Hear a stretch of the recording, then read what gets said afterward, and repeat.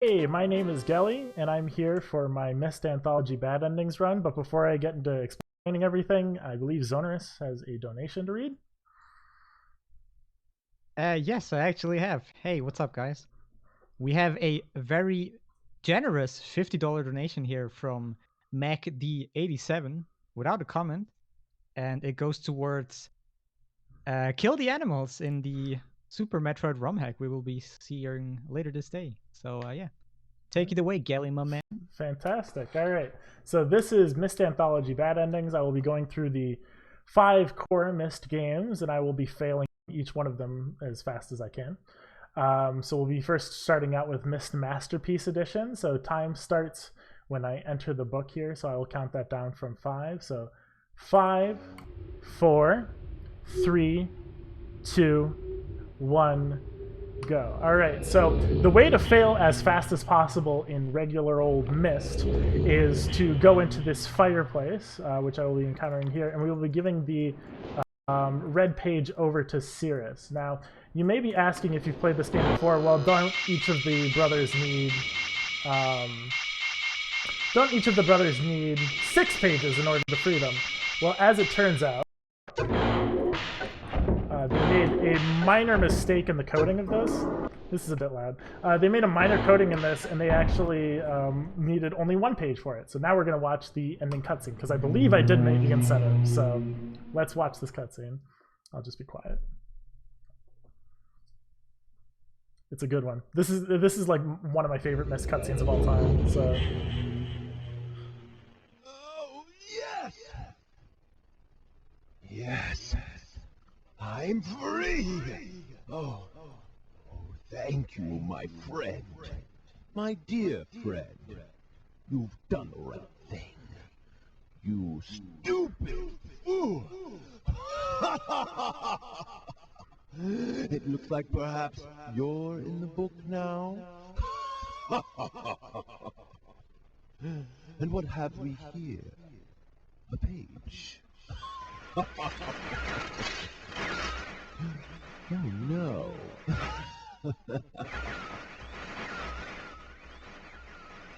I hope you enjoy your new home as much as I enjoyed it. I can't see you. You're getting less clear. I hope you're in the boots.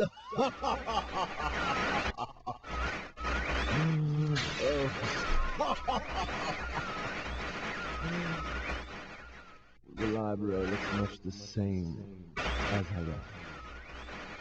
Oh, I can know.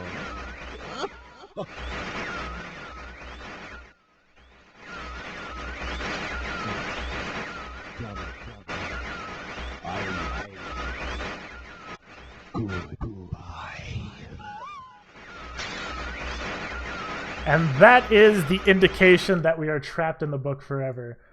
Just to re-explain, in case it was a little too loud to the fireplace, because it was a little loud on my end for some reason. Basically, you normally need 6 pages in order to unlock Cirrus, and free him and get the bad ending.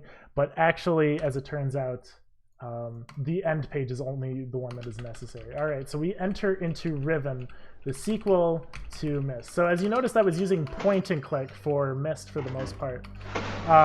As it turns out, in Riven, you can use point and click and WASD in order to make it from place to place. So I'm able to go pretty much twice as fast by alternating inputs. It also induces a crash risk because in certain areas which are particularly laggy or intensive, if I put in an input on the same frame for both forward and click, it crashes the game. We're going to try to not do that. Although it's not really the end of the world if that happens, because Myst Bad Ending is like 2 minutes long. So anyway, so what am I intending to do to get this bad ending so fast? Well, there's an impossible ending which is possible to achieve in about a minute. I won't be going for that because it involves guessing a 5-digit code. I have done that before. One of my greatest Riven achievements, sadly, but you know, we have more consistent ways to fail. So in particular, I'm going to do the trap book ending. The great villain in this game, Gen, we're supposed to give him this trap book in order for him to travel into the book and get trapped into it forever, you know, yada, yada, yada. But instead, what we're going to do is we're going to go into it early so that we're trapped in there forever. And then the rebels will find us. So first we need to go unlock the Wark Gallows, where they hang people to get eaten by whales. This game was pretty rough for 1997, not gonna lie. So yeah, here are the gallows, and then we're gonna go up to the prison above. We're gonna go to the secret like rebel base, which is hidden within the prison here. Oh yeah, see, so there's a guy that's keeping guard, and he disappears. Oh, how does he disappear? Oh, there's a breakaway wall, and then we light up this tunnel back here. We unlock this animal code, which it's just a thing that you have to figure out in the duration of figuring out the puzzles in the game. And then we get trapped by the rebels, and finally one of them gives us a book and we're trapped.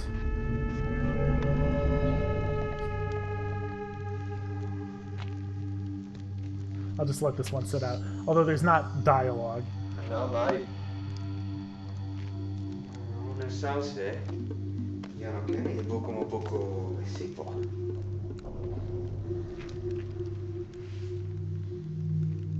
Freitag.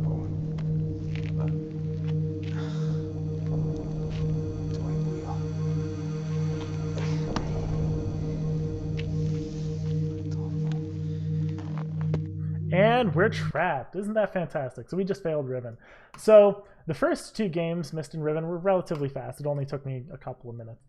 Exile is going to be a 13 to 15 minute struggle. So I'm gonna do my best, and hopefully it comes up on stream. All right, fantastic. So this, unlike any of the previous games, like I've talked about before, it uses a completely different movement system, although I've messed it up. That's fantastic. All right, so as you can see, it's a lot harder to be able to control what I'm doing. Basically, what I'm using is this key called Auto Walk. So imagine if you have like a Google Doc in front of you, right? And you just hold the F key, it presses it once, and then it like repeats it as fast as you have in your settings for like Windows or Linux or whatever. That's basically what Auto Walk does. Auto Walk, as long as you hold it, it presses it as fast as your computer can. So by holding that and then steering your mouse from place to place, you can essentially be on this barely controlled roller coaster of a human individual trying to figure out how to save Atris and Catherine's Relishon. So what I'm doing right now is I'm unlocking the elevator to find Savedro. So basically the guy who currently inhabits this whole area, he stole the book and he was wronged by Atris's sons, the evil guys. And basically what we're trying to do is we're trying to get that age back while trying to still reconcile what Savedro has done and everything like that. As it turns out though, we are trying to fail, but for the most of the introductory stuff here, which is like 11 minutes, you know, of the beginning of the game here, we're doing basically any percent, which is travel through each of the three training ages that Atris made for his sons, which Savedro has twisted in order to teach Akinar about how evil Atris's sons are. Oh, my bad. In order to teach Atris about how evil Atris's sons are. And then once we've traveled through all of those, we meet Savedro and he tells us, oh, come on, why didn't Atris follow us? And basically it turns out that we're Atris's lackey, but Atris isn't evil because, you know, how else are you going to get a plot across? I don't know.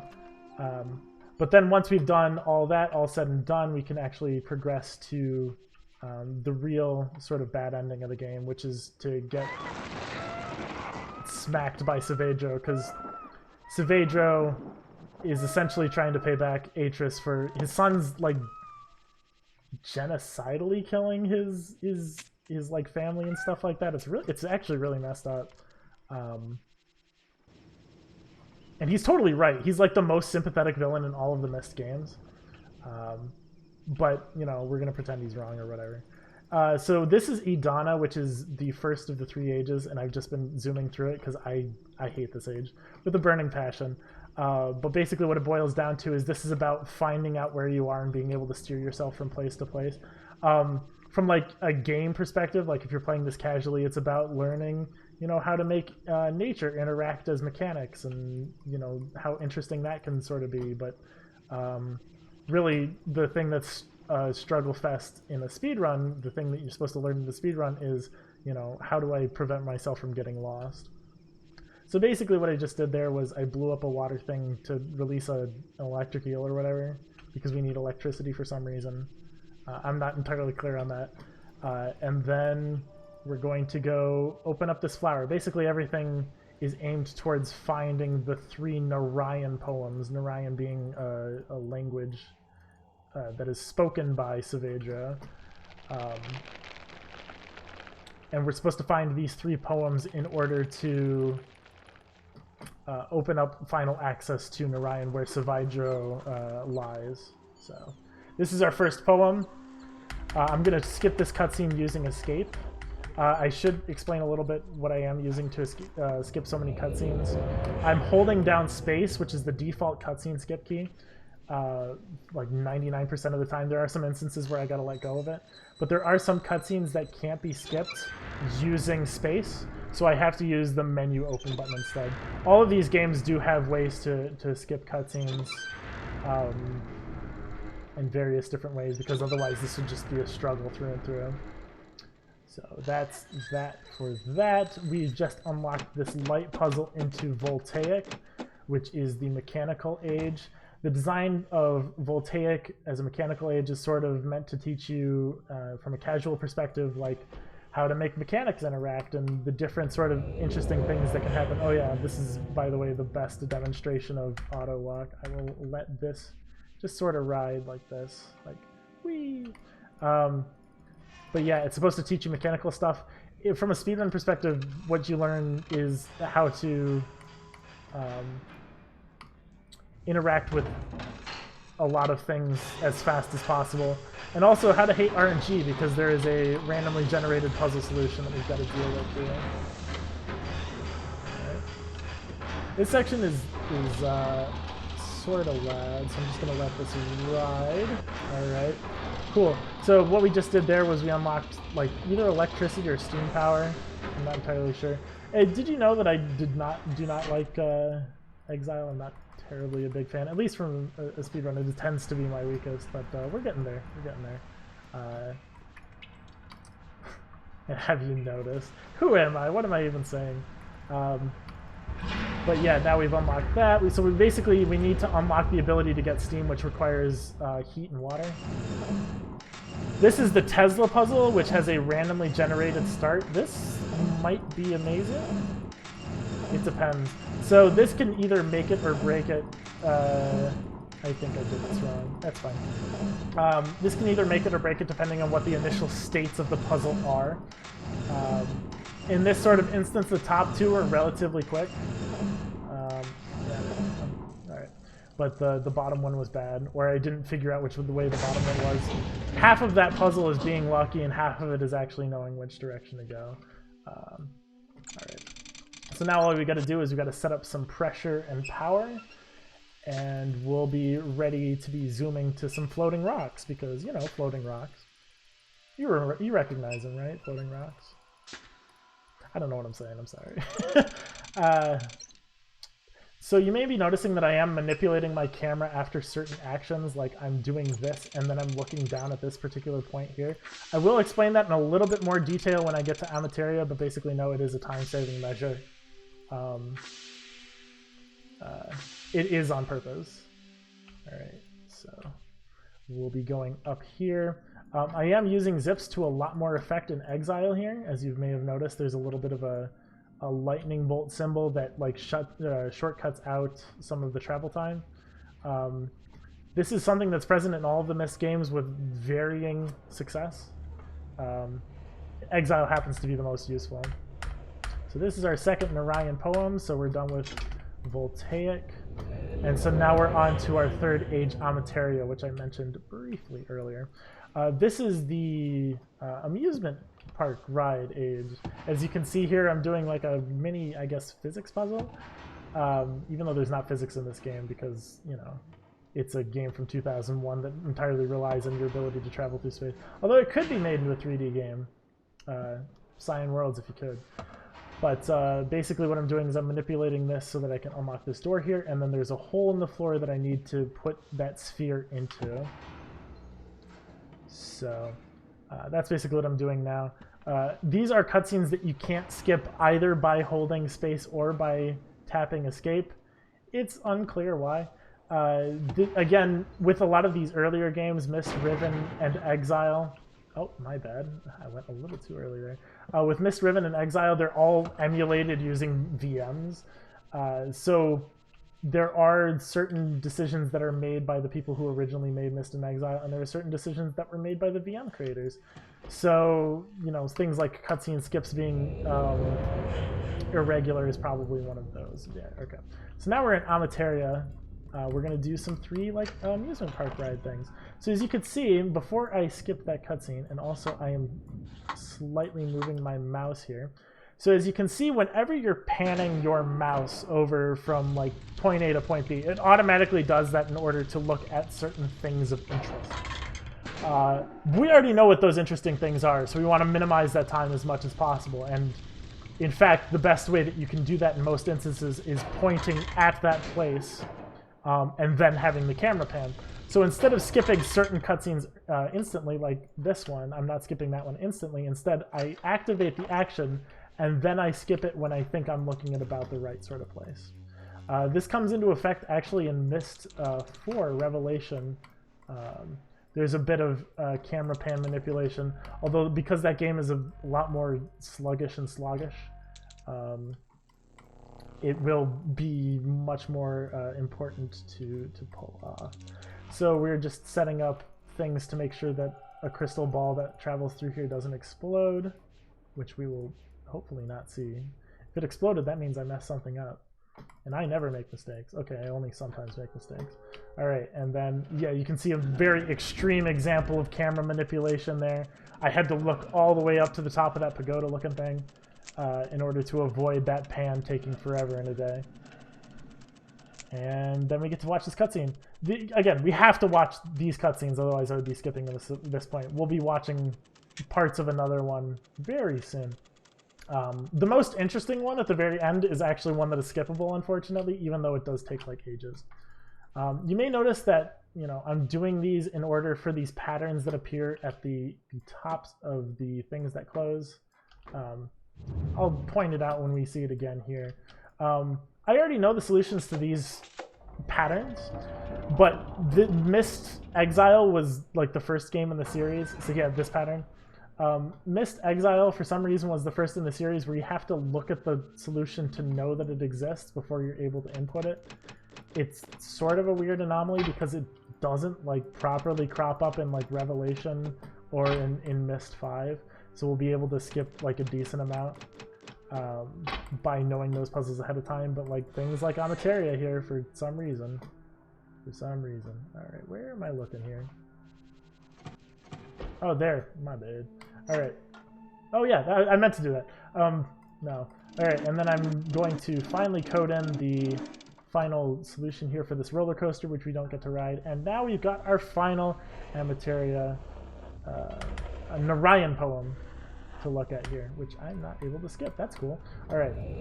So now we're going to put these into this overhead projector looking thing here, and then skip each of them. Again, I'm moving the mouse in order to avoid pretty much as possible in the way of problematic things. All right. And now we're in Narayan, which is interesting. We just encountered Saavedro, our sympathetic villain, which we don't get to talk to because it's slow. And then we're going to enter in the Narayan poems.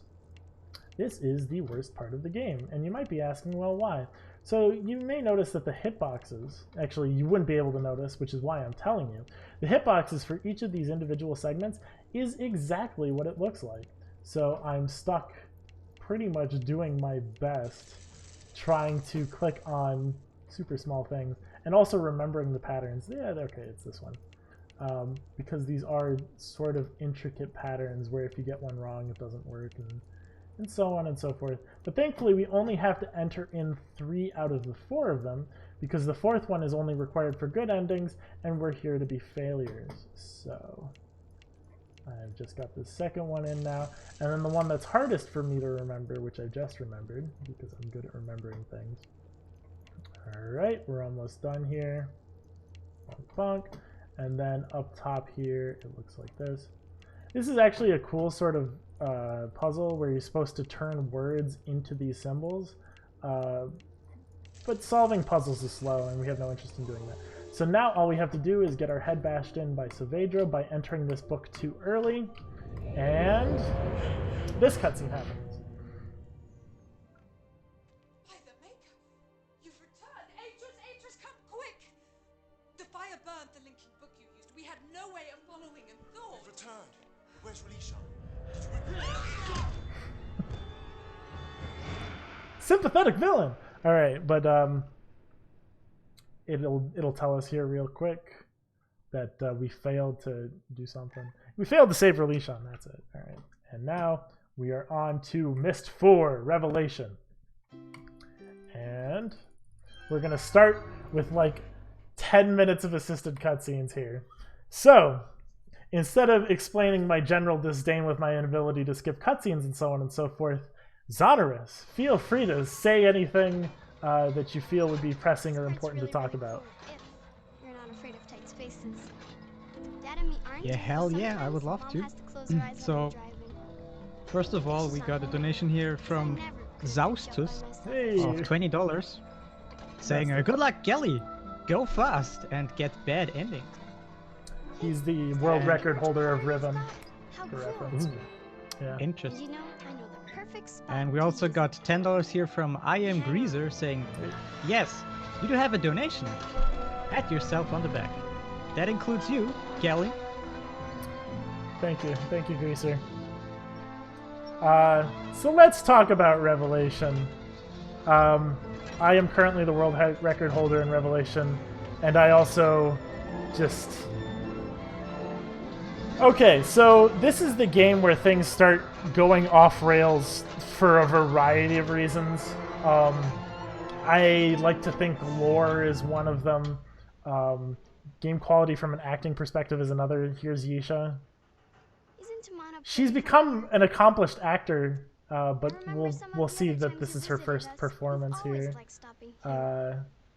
There's a variety of my favorite reasons, but spots this too. again has a completely different play style from the previous games in terms of a speedrun. Go ahead. So Take a picture. first, you may have noticed that again I moved my camera to a particular position to avoid as much Just make sure panning your as thumb's not in possible. the shot. This Dad becomes always ruins his images that a way. lot more important the more and more Did you get you it? play this game, I guess you because keep it in your that's journal. really a lot of the time that you can save, That because way you can every take it out and transition look at it counts, whenever you miss it. because there's no speed tech, there's no holding forward to go forward, there's no skipping cutscenes for the most part. Really most of the time save comes from transitions and such. So yeah, that's one big part of the speed tech here. The other speed tech is watching cheesy cutscenes, but don't worry, we'll see all of them, especially the ending cutscene. I'll tell Dad you're here. It's fantastic. So yeah, so the first thing that we do when we're entering Revelation here is that we enter this I don't know what you'd call it, just sort of a rail car sort of dealio. So what I'm going to do here is pan manipulation. It's actually a really interesting tech that was found by none other than Exodust, former world record holder, recently, very recently, like a week or two ago. Hello, my friend. So you made it in one piece. So while Atris talks about something that I generally don't care about, pan manipulation comes down to the fact that you can conserve your camera pan from transition to transition. For most transitions in this game, your camera pan is preserved. So like if I'm looking to the left over here and I click, I'm going to look that same amount of left.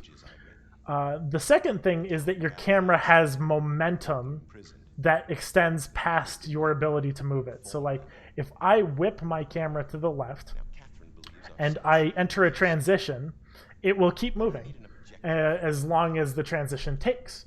So you can click onto a transition at like the edge, but have the camera continue past it, closer than the game would expect. So like there's a pan over here, which I missed unfortunately, but it's fine. Where if you click on the edge of the hotspot where you enter the transition, the card, it takes a while to pan over, right? But if you whip your camera, it's just a lot shorter of a distance. So being able to do these pan manipulations saves a lot of time. This puzzle here, normally you're supposed to like enter it and interact with it. This horrible like Fourier transform puzzle, but by looking away from it twice, the device explodes because thankfully it explodes, because otherwise you'd have to deal with one of the most memed on puzzles in the Myst lore fan base universe. What a mess. Here's another camera pan that I'm gonna do here to avoid as much of the pan as possible. When Atris passes you over here, they cut it into two movies. So what happens is when he's done with what he's doing over here, you look down and left over here, and then you look back over here, which is just awkward and weird, but hey, if it's what you have to do, it's what you have to do. So instead of looking at him, we're just gonna look away from him while he's talking to us, which feels terribly rude. And it is. But, you know, being rude for being fast, whatever. Cut lines, speed past red lights, whatever you need to do. Okay, don't do anything illegal, but like, save time. So, just waiting for this cutscene to end. Yeah. So yeah, actually I should talk about the cutscenes, because I love talking about the cutscenes. There is so much cutscene in this game that doing a bad ending saves like 9 to 10 minutes of cutscenes. There are 9 to 10 minutes of the game that continue past if you make the right decision. And that's part of the reason actually why I submitted bad endings. One of the reasons is there's a sort of Myst game in the whole Myst Anthology series called Uru, the Ages Beyond Myst. Well, that's the original expansion to it. But Uru was this game from 2003, which is like nothing like the other Myst games. It doesn't control like this does. And it's also like 49 minutes for any percent, and I didn't learn it yet.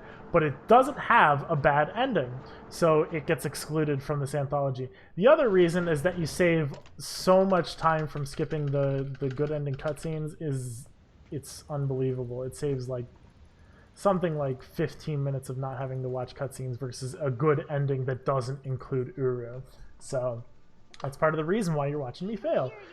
The other reason that you're watching me fail for like actually serious though is this is a prototype run that's only been really developed recently. Nobody's really done Myst Anthology runs. Woo, okay. Nobody's really done Myst Anthology runs until I've sort of come along. Shoutouts to Flapjack, who has also done all of the runs in the anthology, but he hasn't done an anthology run. It's just something that people haven't really gotten around to. It was the sort of thing that was tossed around for a couple of years, but nobody really did it. And then after GDQ, I decided to start learning all the other games, and now I'm the first person who's really sort of doing a lot of these anthologies. Once I get around to learning Uru proper, that'll probably be included in some like good ending anthologies and so on and so forth. But really, this is the first sign of really any sort of Myst anthologies making it into a marathon. So you're the first to see it. The other thing is that this is the first time Revelation has actually appeared in any sort of marathon. Let me guess. Dad blew the power again. I really shouldn't be dunking on it as hard as I do, Mom made him install an extra but power box it's in here just in case.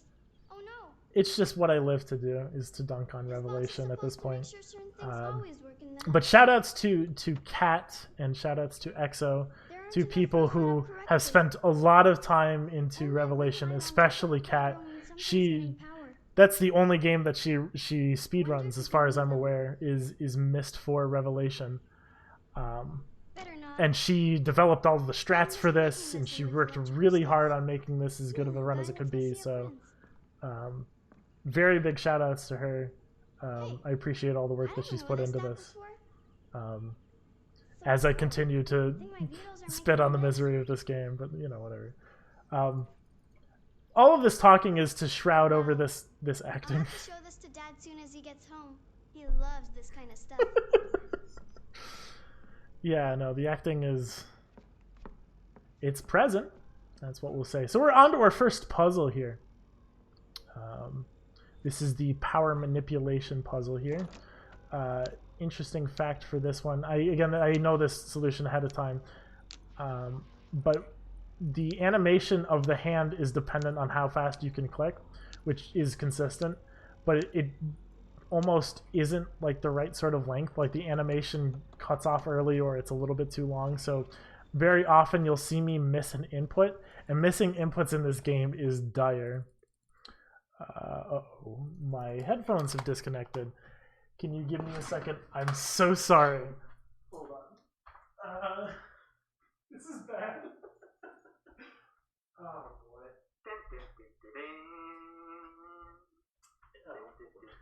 Give me a second.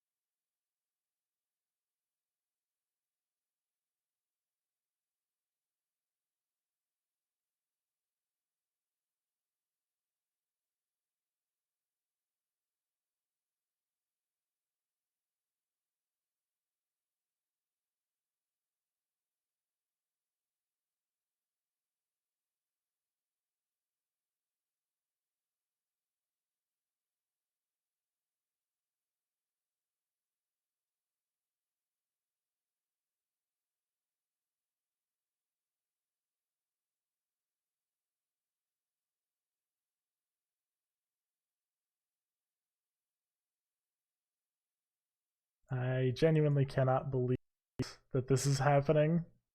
I'm so sorry if anyone's listening.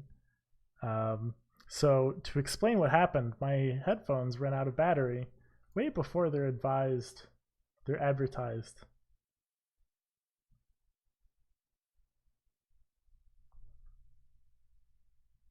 Really? Is this what you're doing today?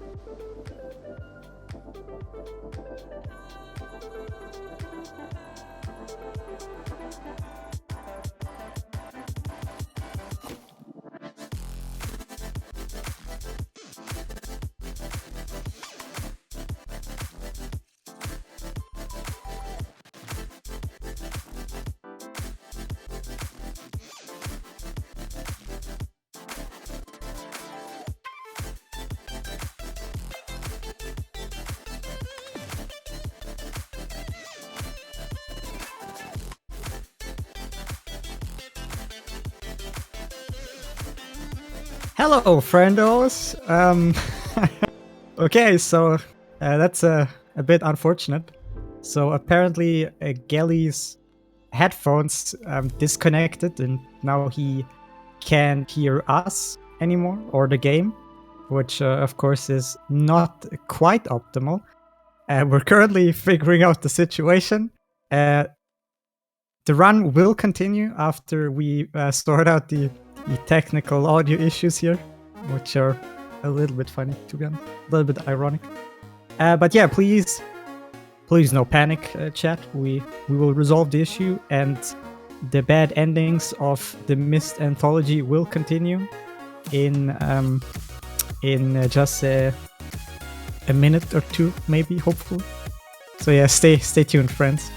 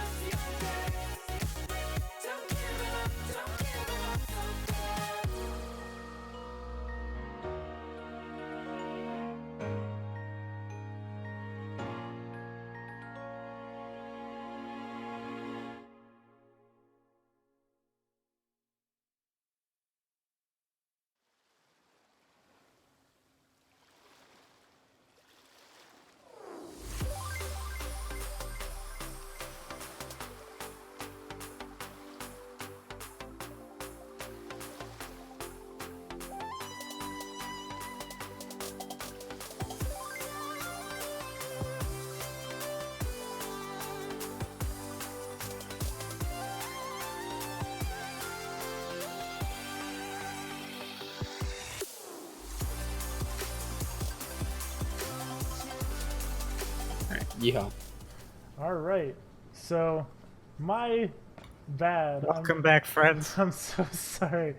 So, to continue on with what we were doing, to explain what happened, my headphones ran out of battery, which like caused my OBS audio to go haywire, and I had to like cancel. Terribly sorry to delay everything, but I think we'll be all good here.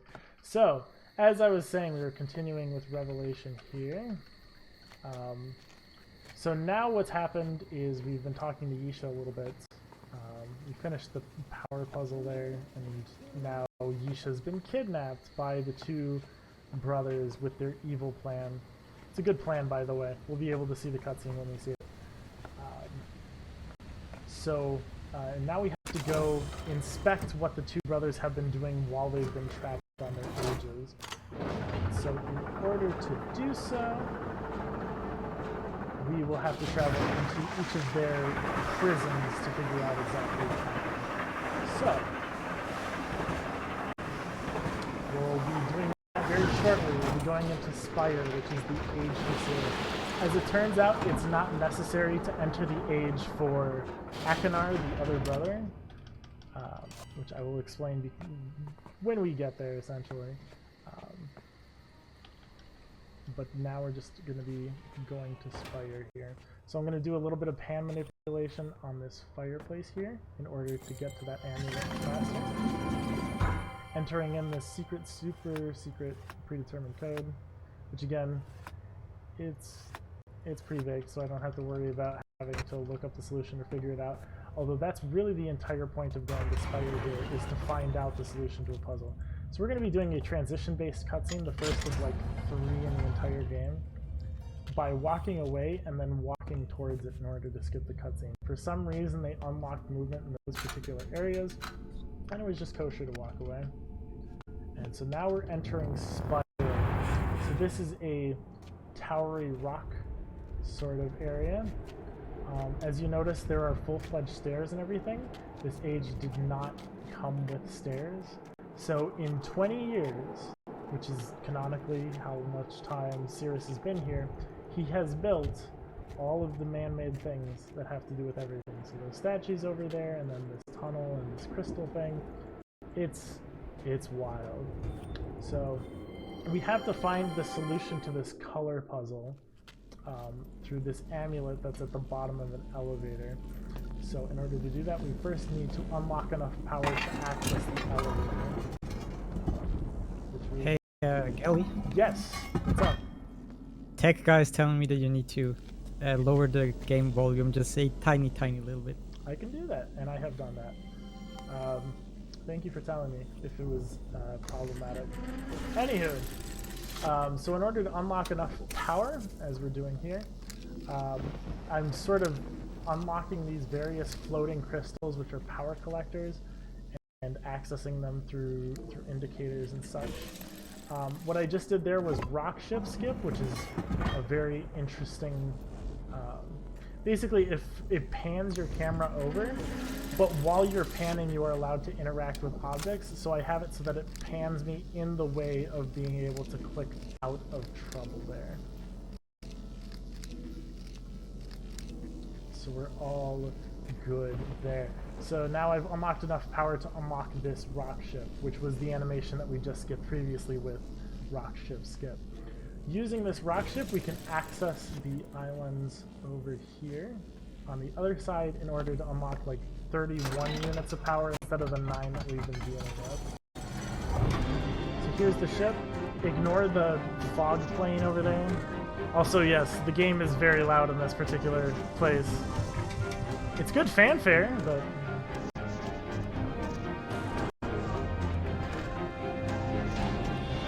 Alright.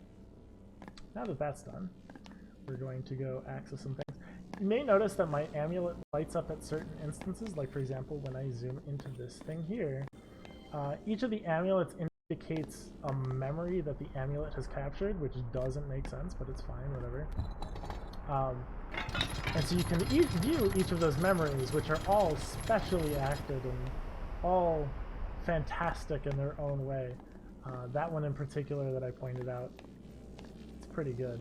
We don't need to see it, so we're not going to view it. It happens that most of those are important for lore purposes, but not important for puzzles. But some of them are important for puzzles. But again, not relevant. So we're just unlocking the little bit last of power here that I need to unlock the spider ship.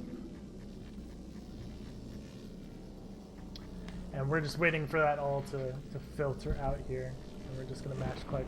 So an interesting thing about the hand, which I think I was literally talking about when my headphones audios crashed, anytime you miss an input, the game developers actually made this wonderful soundscape around you, where if there is something that you can touch, you can tap on it with your fingers, and it will give like an indicative sound.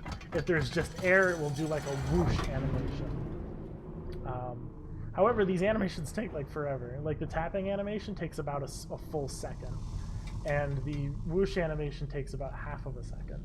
So we'd rather get all of the inputs that we want to instead of missing and getting those wonderful soundscapes. All right. So this is, again, an instance of a zip. I did use a zip earlier to save a little bit of time. This one saves even like less time, but basically that's to shut off that little last bit of power there, just so that I have not too much power to shut off the spider chair, but enough to be able to tune the instrument, which we'll be getting to here, which is, might I say, this whole thing is a little bit unhinged.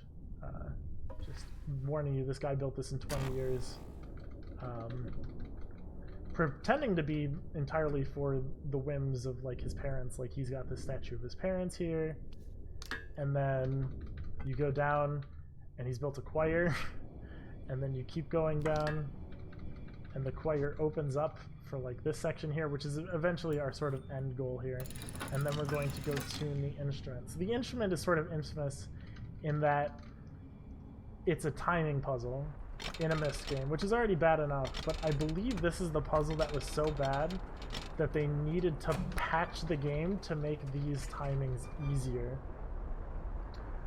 which is fantastic, you know. Thankfully, as speedrunners, we can actually pretty much whip through each of these timings relatively fast. So I'm just setting these at certain settings and passing through them, and by passing through each of the settings, you're able to make each of the 4 crystals vibrate at some harmonic frequency, and then it unlocks this section. So this is the elevator that we need to get access to. There's a rock on it that we need to somehow remove. So I've just redirected the output to this choir, which isn't a choir, but it's a bomb factory. Yeah. So if that doesn't tell you things about Cirrus, I don't know what will. So now that we've done that, we're going to go send a bomb to the rock. And then we will be on our merry way. So literally the entire point of going to this was for this particular elevator. It contains an amulet on it, but first we're going to send the elevator up so that we can do a zip to the very beginning and go back to where we were. So now I will look at this amulet, and I'm going to write this down just because I want the least things possible to go bad in this run, even though we're already sort of past that point. BCR, alright.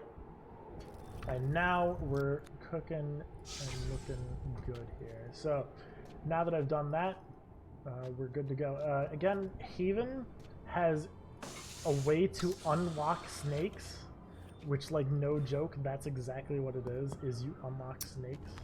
Yes, what's up? Nothing? Alright. Which is a little bit weird, but we'll see what happens there when unlocking snakes. What unlocking a snake means, yeah. Good stuff. So now we're going to move on to Serenia here. While I do this and unlock these bridges, Zonorous, is there anything that you would like to say? Yes, there is actually something I would like to say. So we got $5 here from a certain Geck of Hearts. It's amazing with all this 21st century technology that there isn't a way to keep headphones connected to a power source all the time. Maybe using some kind of wire, question mark? Oh my lord. And his $5 go towards killing Dana Plato in the next game after this one. So thank you very much, Geck of Hearts, for your donation. Thanks, Jack, who I will pronounce your name correctly because I respect you as an individual.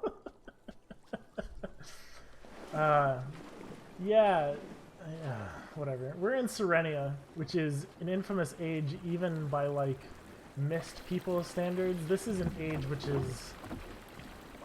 It has water redirection and Peter Gabriel. We won't get to see any of Peter Gabriel. Oh yeah, we do get to see Akinar, and we will get to see more of Akinar, and I'm looking forward to seeing more of Akinar because... Oh, it's fantastic. But yeah, this whole age centers around like a mysticism that the earlier Myst games really didn't focus on, and it wasn't terribly popular. It's all very weird and off kilter, but we get to experience none of that because that's slow, and that's also not necessary in order to fail the game right. So we're just redirecting this water in order to free this harvester, which lets us drain some more water, is basically what it boils down to. So now we're going to go encounter a cutscene here. This isn't a terribly interesting cutscene, but I'll let you watch it in order, in case there's some sort of plot that you want to glean from this. There's no plot to glean from this. I was starting to worry about you. In the dream, you always arrived before third bell had rung. Welcome to Serenia. I am Anya, one of 6 now serving as protector here. You may find this hard to believe, but my sisters and I dreamed you would be coming. You're searching for Yisha. I fear she may be in trouble, but we have not seen her since we gave her the necklace 2 weeks ago. I will gather my sisters to help find her. In the meantime, you should consult the memory chamber. She always knows more about what's going on in this land than we do. Follow the ceremonial alley to her doors and see what insight she has to provide. So, if you're trying to, if you're asking, what does any of that mean? Don't worry, I'm asking that question every time I watch that cutscene too. Well, okay, she's telling us to go to an old memory chamber or something, but like, it's just weird. That's all I'm gonna go with. This next cutscene that we encounter though it never gets old for me. This is my favorite cutscene in all these games. I would like to introduce you to Akinar, the best protagonist in this game. Well, protagonist, you don't really know, but whatever. Alright, I'll be quiet. Wait, please. Listen to me. Okay. It doesn't look good. I admit it, but it's not what you think. I'm just taking it for a little while. Borrowing it, so to speak. It's the plan. Cyrus's plan. He's got Yisha. I just want to stop him. He's a nutcase. He's here. And don't let Father come here, or you'll screw up everything. Find my journal. The one from 20 years ago. Cyrus doesn't even know that I kept one. I hid it in a stone pillar in the forest near where 2 rivers are crossing. It'll explain everything. Cyrus is mad. He's gonna kill Father. And I've got to stop him. And then he runs away. Always love that cutscene. Not sure why. Alright, so here's the unlocking the snake part of the game. If I can do it right. Alright, there we go. So, yeah, that's the solution of the puzzle, is that you're supposed to rub on the lower band there 4 times, and then boop its snout. And that lets us unlock the last bit of water here. And so now we're going to zip back to the beginning in order to get over to the harvester here. So, yeah, to do with the harvester over here, this is actually a really interesting sort of water displacement puzzle. Oh man, I have really good spirit luck here. This is the best possible luck that you get with spirits. Every time you pass a spirit, like this one, you are forced to look at it, and then you have to look back away. As it turns out, the least you can get is 1, so we have really good luck in that regard. Although that's not going to terribly help us catch up with the marathon schedule now, is it? Whatever, it's fine. So this is the harvester. This is a puzzle that has to do with opening and closing and lifting and dropping this harvester in order to remove and add water, as we'll see here briefly. So I remove just enough water to unlock this section. I then open this gate in the lower section there, and by displacing as much water as possible and then taking out as much water as possible, we'll be able to drain pretty much all of it. So yeah. This is all to unlock the final color puzzle over here, which I wrote down the solution for. And that will be important once we get there. So the premise of the color puzzle is that you put the right colors into the center 6. So you saw there was a 6 pattern around there. I'm supposed to put the right sort of colors in those patterns and then match them up with like complementary colors. So like cyan, magenta, and yellow all match up, and then red, green, and blue all match up. So I will see how fast I can do this.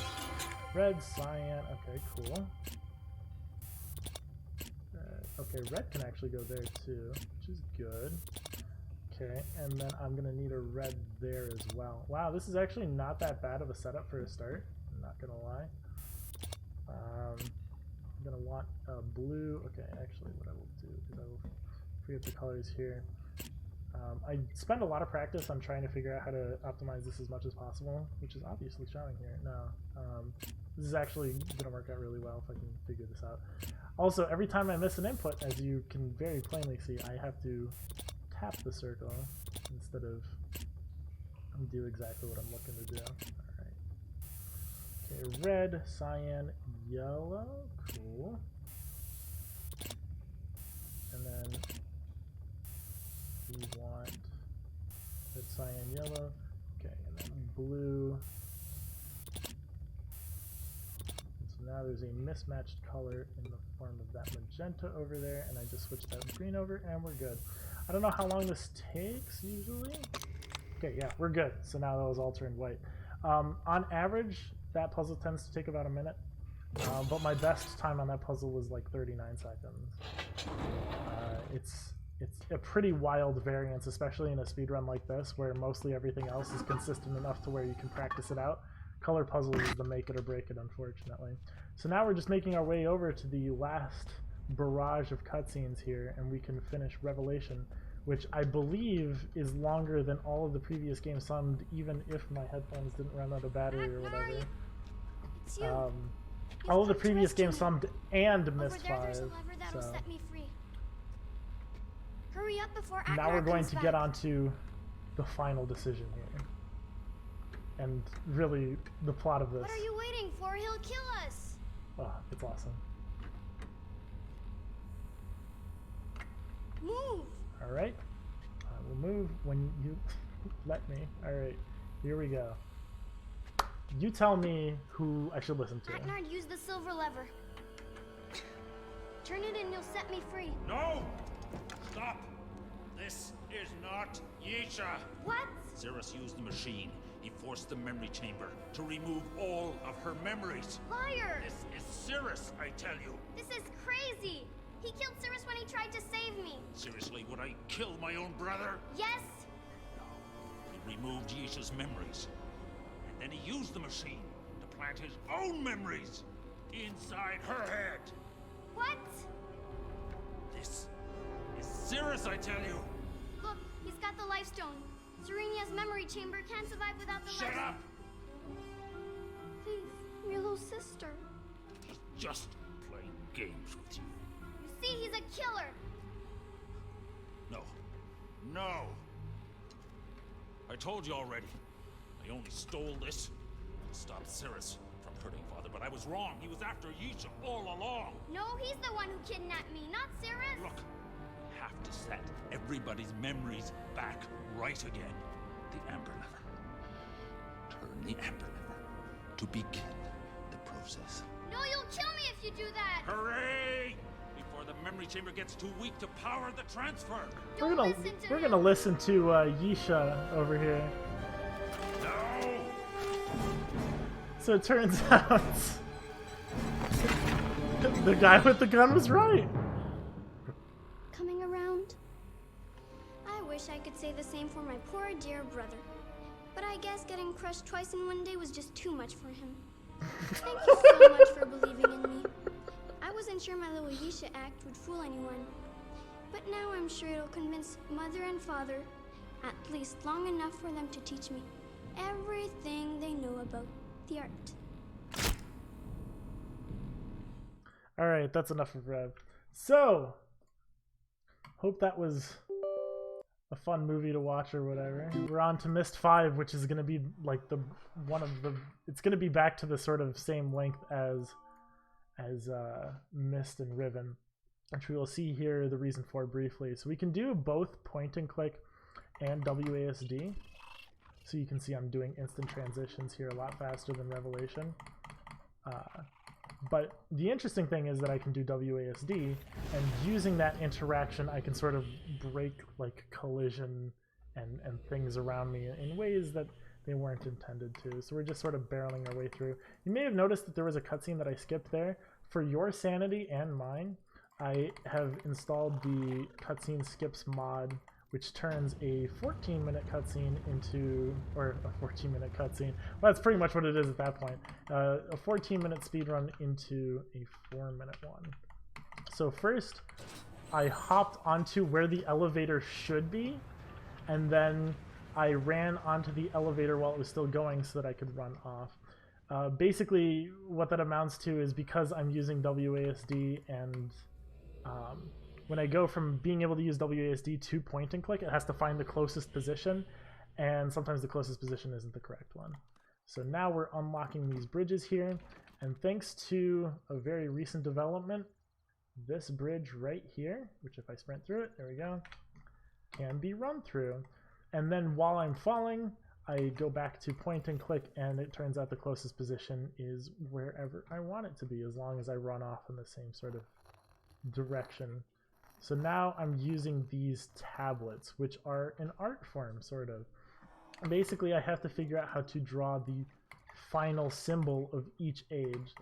The Myst 5 is unique in that it uses drawing as an aspect to sort of control the world around you and being able to teleport from place to place or to save progress. But it's always looking for the same symbols all the time. So as long as I find the finisher symbol and draw it into the tablet, we're all good. Now, unfortunately, I have to rely on some dodgy AI in order to have, you know, it verify. It's using these things called perceptrons, which are sort of baby versions of neural networks.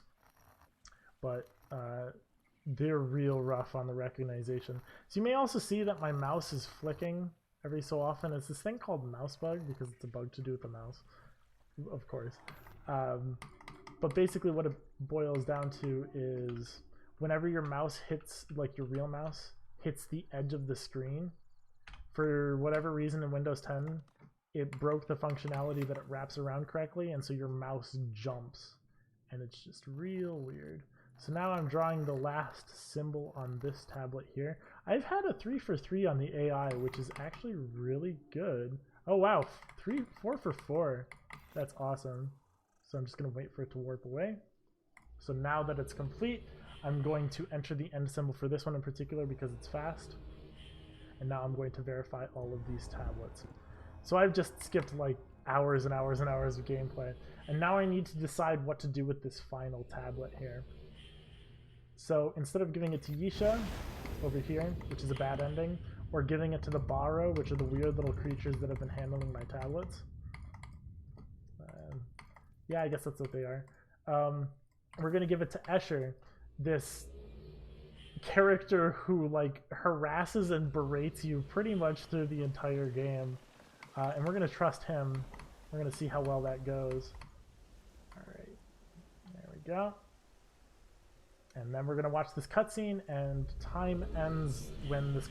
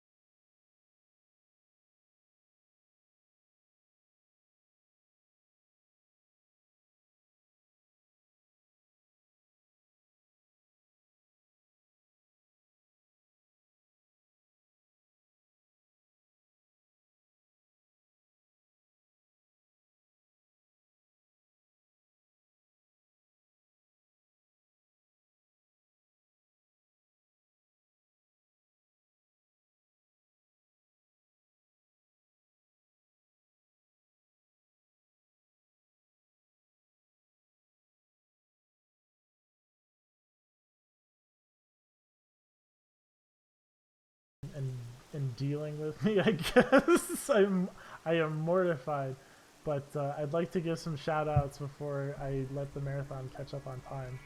I'd like to shout out really the entire adventure gaming speedrun community. They have their own little Discord, as well as the Cyan speedrunning Discord. Everyone there has been fantastic, especially everyone working on their own individual games and being so supportive. So thank them very much for that. And again, if you want to join the Science Speedrunning Discord, it's linked on pretty much any of the Science Speedrunning games. So that's my overtime. I appreciate being able to do this for ESA. Thank you all very much. All right. But before you go, real quick, there's a one last donation here for you, by the way. So we have $10 here from Zed saying, Hey. "Great run so far, Gelly. So many bad endings. This world needs more first-person puzzle slideshow speedruns during marathons." And also, thanks a lot, Zed, for the gifts up to Zaustus a bit earlier. Yeah, thanks for the great runs, Gelly. Thank you. That was pretty entertaining, despite the tech issues. Despite what happened. Yeah, glad I could be. We're jumping into a quick intermission, and we're setting up for Night Trap. So don't go anywhere, because the upcoming run will be blindfolded. So that's pretty pog, in my opinion. So stay tuned, everybody. We'll be right back.